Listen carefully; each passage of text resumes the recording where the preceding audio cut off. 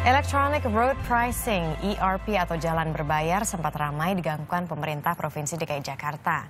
Namun kini belum terdengar lagi. Dinas Perhubungan DKI Jakarta mengatakan proyek pengurangan kemacetan ini baru bisa diterapkan pada 2017 mendatang.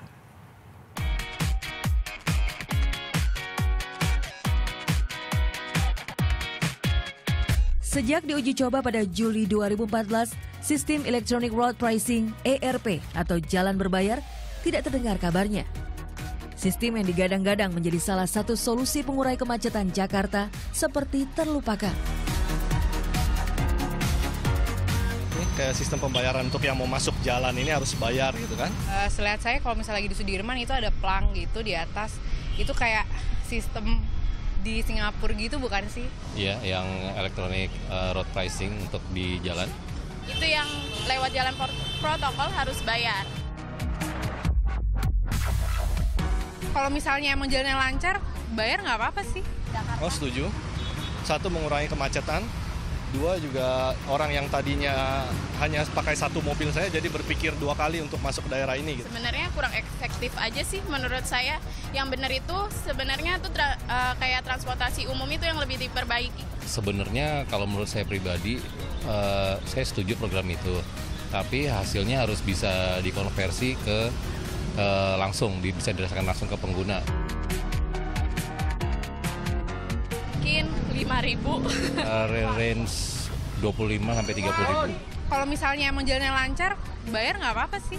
Di Indonesia ini kan kalau kita lihat orang uangnya ada ya, banyak ya. Jadi mereka kalau hanya diterapkan hanya sekali lewat 10.000 mungkin itu nggak mengurangi kemacetan gitu. Mungkin kalau diterapkan ya mungkin satu mobil 50.000 gitu. Penerapan sistem ERP sudah mengalami 2 kali penundaan. Proyek yang direncanakan rampung pada akhir tahun 2014 mundur ke awal 2015 karena belum adanya payung hukum.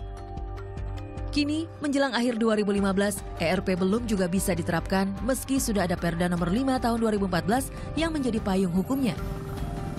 Gubernur DKI Jakarta Basuki Cahayapurnama pun geram. Meski telah 2 kali pergantian posisi Kepala Dinas Perhubungan, proyek ERP tidak selesai. Gubernur yang biasa dipanggil Ahok ini memastikan ERP akan diterapkan.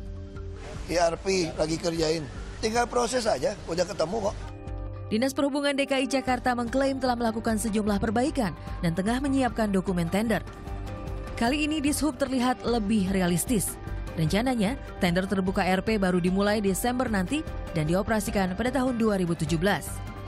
Meski begitu, Dishub pesimis berjalan sesuai rencana karena tingginya nilai investasi mencapai sekitar 3 triliun rupiah di tengah kondisi perekonomian Indonesia yang fluktuatif.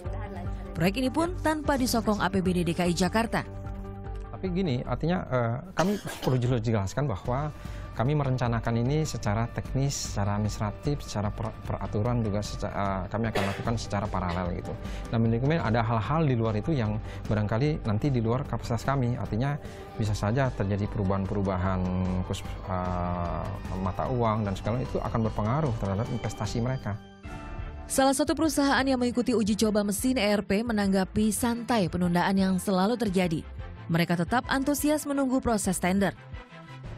Kita sudah mengerjakan ERP ini di beberapa negara dan kita sudah tahu bahwa kendalanya memang ini proyek yang tidak mudah.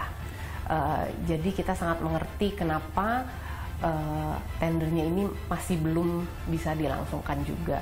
Gitu. Tapi menurut pengamatan kita sekarang, mestinya sih sudah tidak lama lagi. Sementara itu, Ketua Masyarakat Transportasi Indonesia, Danang Parikesit, mengkritik langkah yang diambil Pemprov DKI Jakarta. Ia menilai seharusnya transportasi umum diperbaiki terlebih dahulu sebelum ERP diterapkan. Semestinya dari awal Indonesia belum berencana menerapkan ERP karena transportasi umum belum memadai.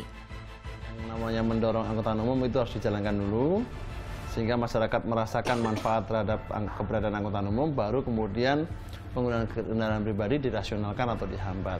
Nah, tidak boleh kebalik ya. Sekarang ini kan atau mungkin beberapa tahun yang lalu kan orang mengatakan ERP dulu dikenalkan supaya kita dapat uang untuk pakai angkutan umum. Saya kira itu pendekatan yang sangat terbaik. Terlepas dari kendala yang dihadapi, bila ERP berjalan kelak, pengelolaan dananya harus transparan.